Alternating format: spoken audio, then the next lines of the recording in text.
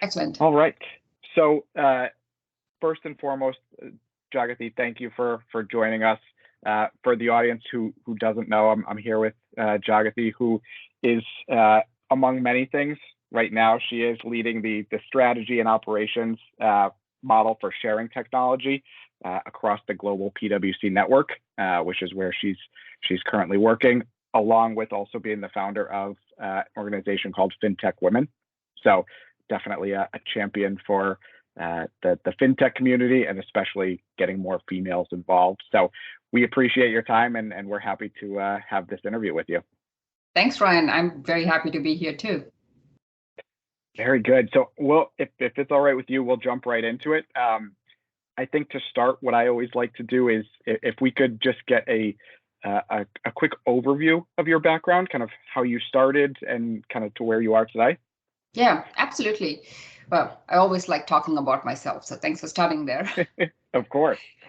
So from a career perspective, I started, I grew up, my undergrad education was in India, and then my early years of my career was in Hong Kong, where I had an incredible opportunity to work with corporate strategy at a broadcasting company. And that kind of introduced me to really looking at companies and operations within companies at that very strategic view.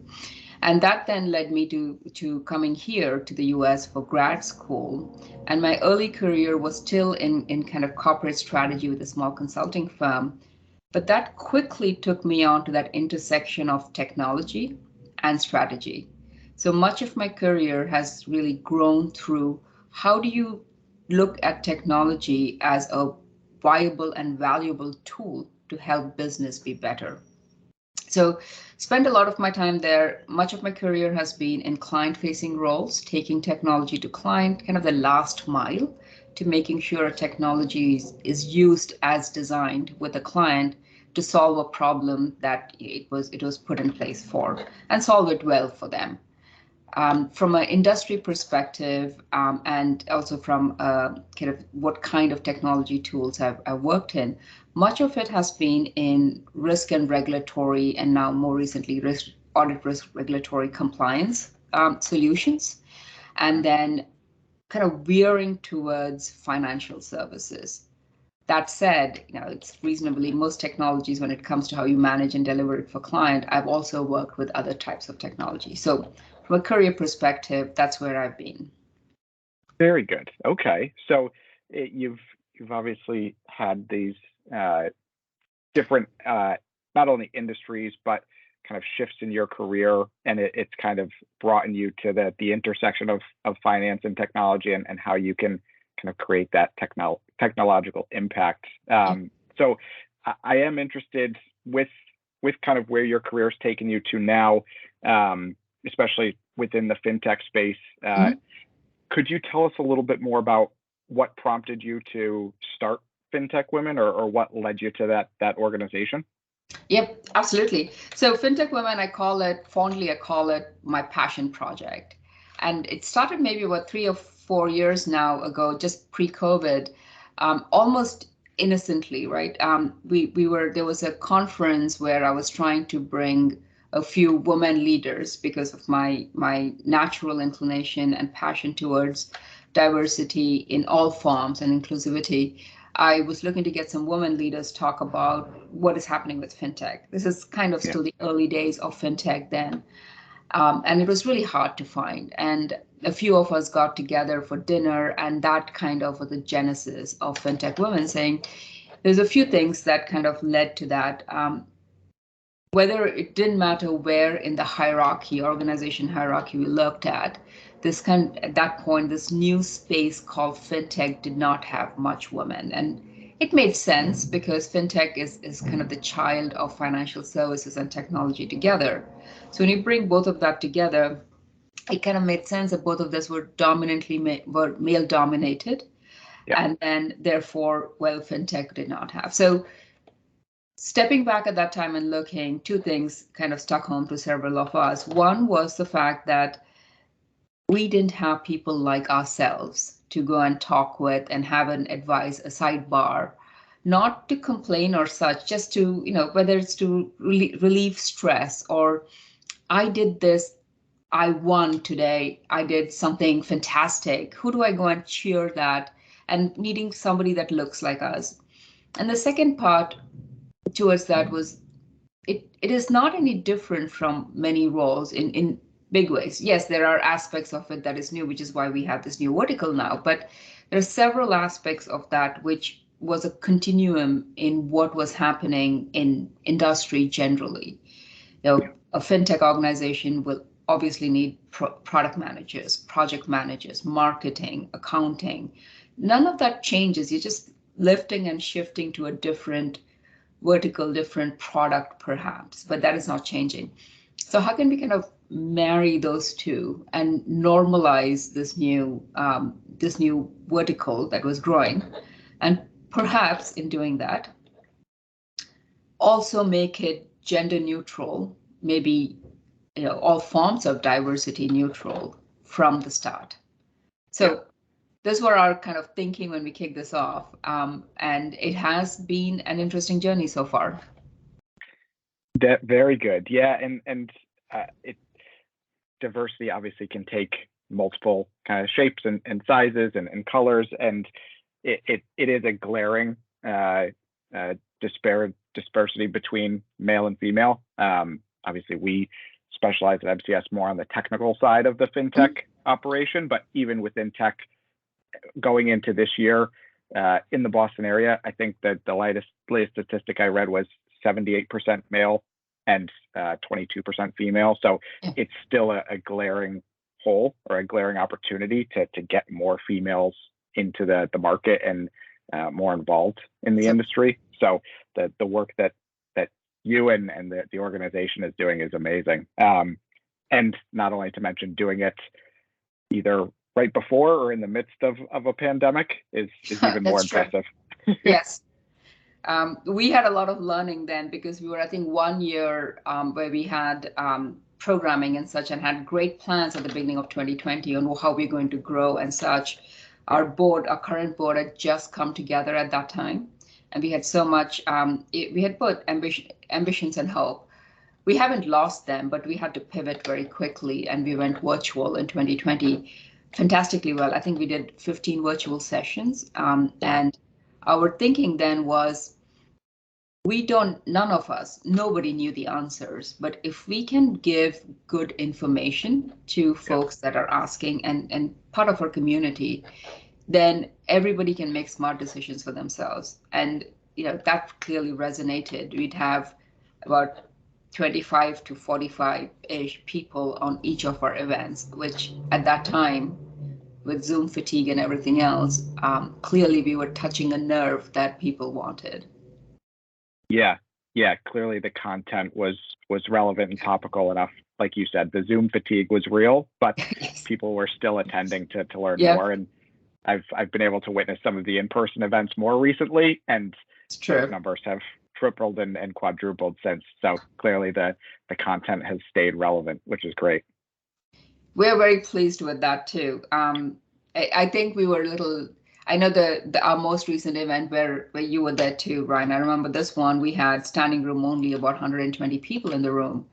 And what's more interesting for us is also we were able to form new partnerships over COVID. So clearly what we're doing, whether there was a lockdown, whether there's the pandemic era, pre-post, there's something about the message and the potential of bringing more diversity to fintech that is resonating with folks. So that has been a surprise to us in some ways, but it has been a good surprise. Yeah, absolutely.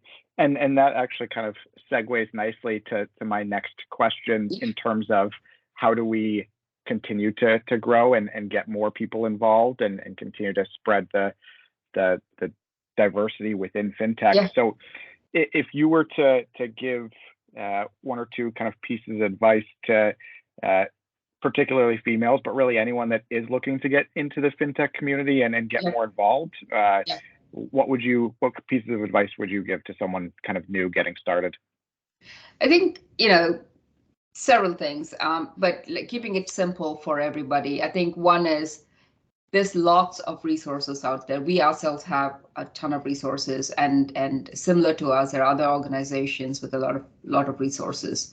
So go out and read. I mean, we are in the time of Chat GPT, right? So there is information for asking, literally. So go out there and do your homework and study. And there's a lot of opportunity. I think we just scratched the surface of what fintech can do, because as newer technologies evolve, artificial intelligence, blockchain, those are the big ones, right? But there are several that are underlying, they evolve. There's a lot of opportunity. So continue to read.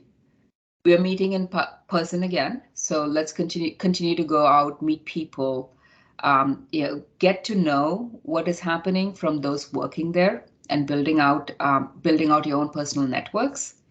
And then, this has always been there, and I'll put a plug in for FintechWomen here too.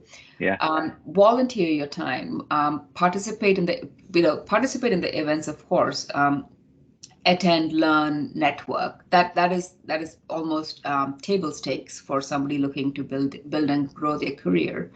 But in addition to that, when you volunteer, you get closer to understanding, what are the mechanics. You learn more just by observing. You're by default talking to a lot of people, and you're carrying you have a calling card that, in addition to everything else that you are and you bring to the table, you have the calling card of that organization that allows you an additional entry into a door, whatever the door might be. So I'll probably do that. And my plugin for FintechWomen, we are looking for volunteers. So if you have the inclination, come talk to us. Very good. No, that's perfect. And I agree. It may be scary, being vulnerable, putting yourself out there in a space that you're not familiar with. But I definitely think the rewards far outweigh the fear of putting yourself out there. To kind of flip that now, is there anything that you think kind of we as a community can be doing better to get more people involved and attracted to the industry? To the industry, I think as a community, I think it's probably very similar to the answer I gave a few minutes ago.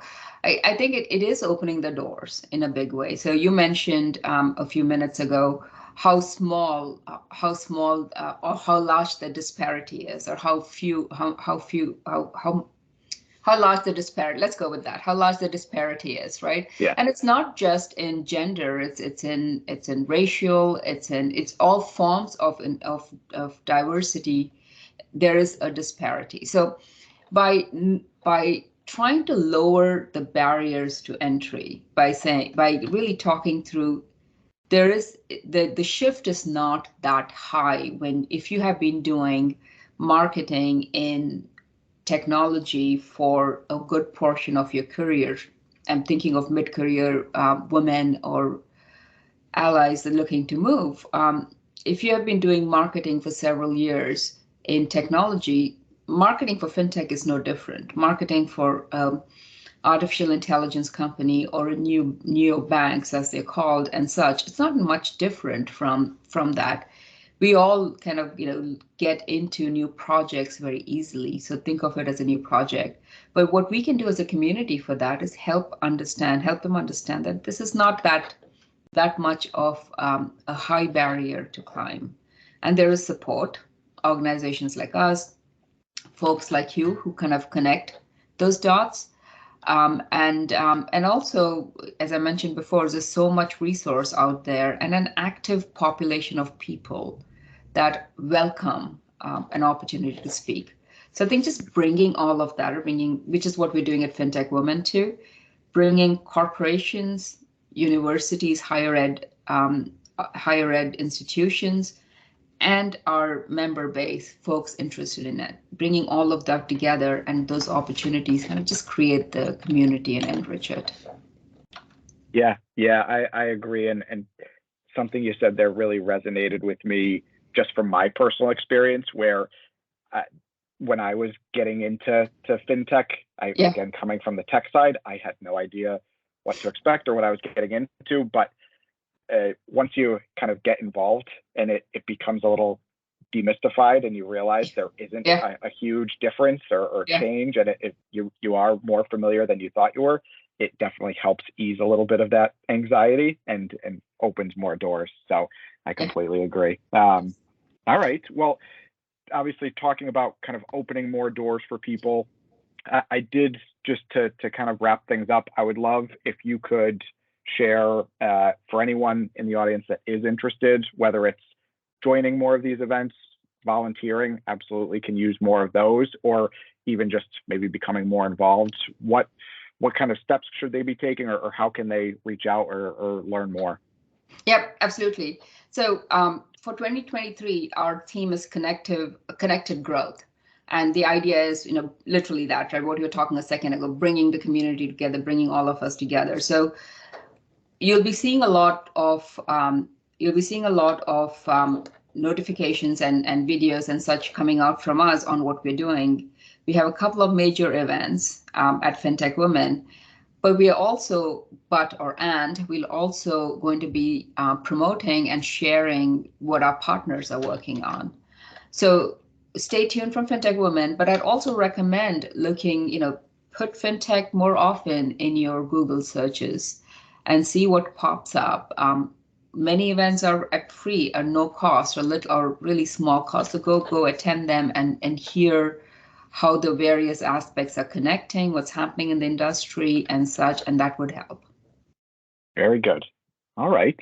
And I'll let you have the final word.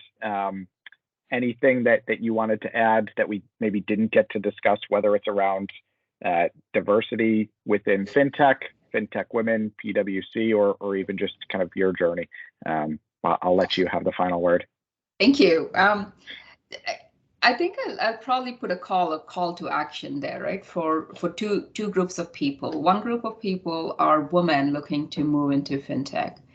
And even though, when we use the word FinTech right now, sometimes it feels to me we've been using it forever, and sometimes it's still new. And so don't be intimidated by something that is out there. At the end of the day, it is new technology, and growth is always good, given the speed with which change is happening in our world around technology. My call to action there is don't feel intimidated, because there really is nothing. If something is 3 years old, nobody knows more than you. Really, just walk in, right? And then for the community is open the doors. Don't look to hire people that look like yourself. Don't look to speak with people who look like yourself. That conversation as well we have been having, for nearly a decade now, but that is not yet resonated, not yet gone down the ranks and up and down. So look to be uncomfortable for both groups. And the more you're uncomfortable, the more comfortable you can potentially get with change. I love that. Yeah. Get out of your comfort zone, and you'll be amazed at the growth that you can achieve with it. Very good.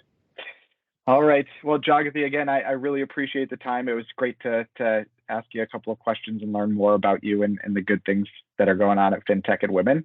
And for anyone that is interested, feel free to follow on LinkedIn. They've got their own LinkedIn page, and like she said, plenty of good events coming up this year. So with that, I will let you get back to your Friday. And again, really appreciate the time. Wonderful. It's been a pleasure.